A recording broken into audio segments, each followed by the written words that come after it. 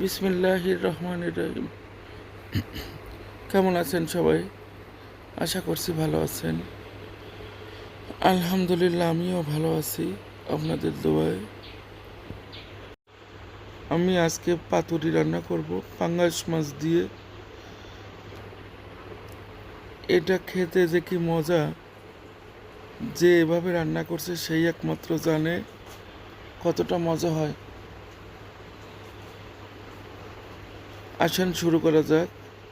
এটা হচ্ছে 5 কেজি ওজনের এক পাঙ্গাস মাছ। এটা সামুদ্রিক যমুনা নদীর মাছ। মাছটা বেশ বড় ছিল। কেটে ধুয়ে পরিষ্কার করে নিয়েছি। আসেন এখন মূল উপকরণে যাই। দিলাম সরিষা বাটা, পেঁয়াজ কুচি,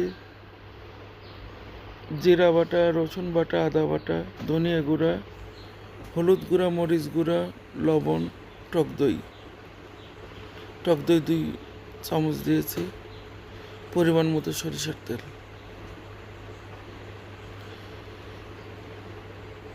এটা নিয়ে ভালোভাবে মেখে নেব। মশলাটা তৈরি করে নিয়ে মাছ দিয়ে মেখে নেব।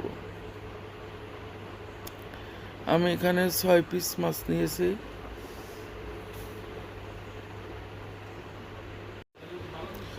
মাছগুলো দিয়ে আমি ভালোভাবে মশলার সাথে মেখে নেব। মেখে আমি কিছুক্ষণ রেস্টে রাখবো।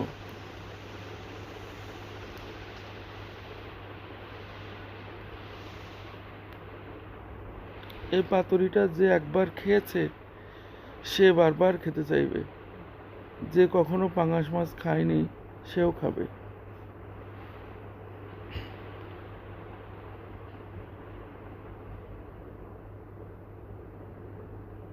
এটা হচ্ছে পুঁই পাতা। আমি আগেই পাতার কথা বলি নাই। এটা পুঁই পাতা দিয়ে বেঁধে নিয়েছি।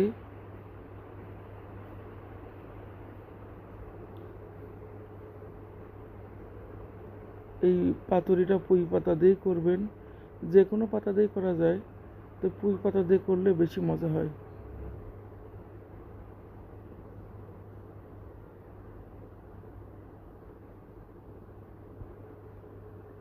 সুতা দিয়ে ভালোভাবে বেঁধে নেব।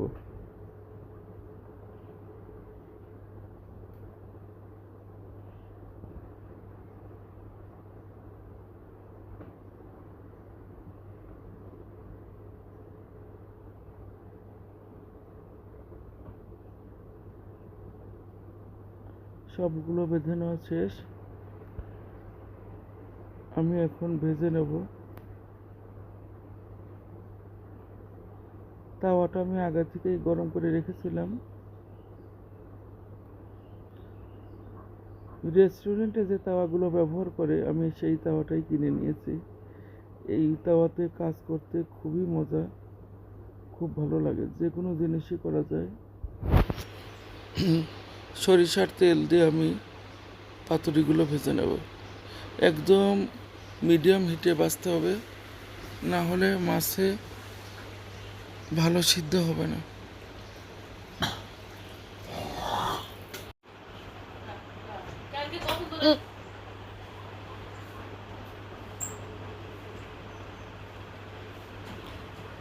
আমি আবারও তাওয়াতে দিয়ে দিলাম। এভাবে আমি সবগুলোই ভেজে নেব।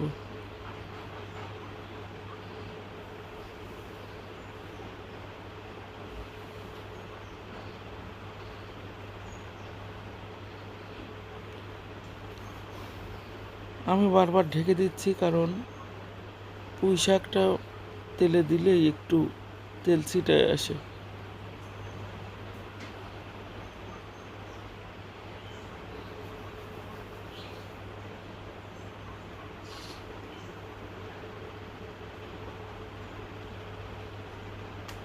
আর একটু তেল দিয়ে দিলাম। এই তেলটা দিয়ে ভাত মেখে খেতেও ভালো লাগে। ভেজে নেওয়া শেষ। কতটা সুন্দর হয়েছে। ভালো থাকবেন সবাই, সুস্থ থাকবেন। আল্লাহ হাফেজ।